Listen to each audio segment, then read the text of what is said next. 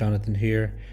In this video, I'm going to show you how to get a copy of the Bitcoin white paper hidden inside of every new Mac operating system. It's kind of an interesting thing.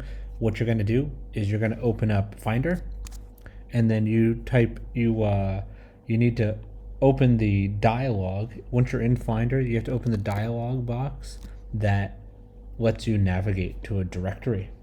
So you're going to type into this dialog box once it's open by using Command, Shift, and G at the same time. So hold the Command button, hold the Shift button, and hold the G button. And then you're going to type into it system/library/image capture. And you're going to double click that, which is going to take you there.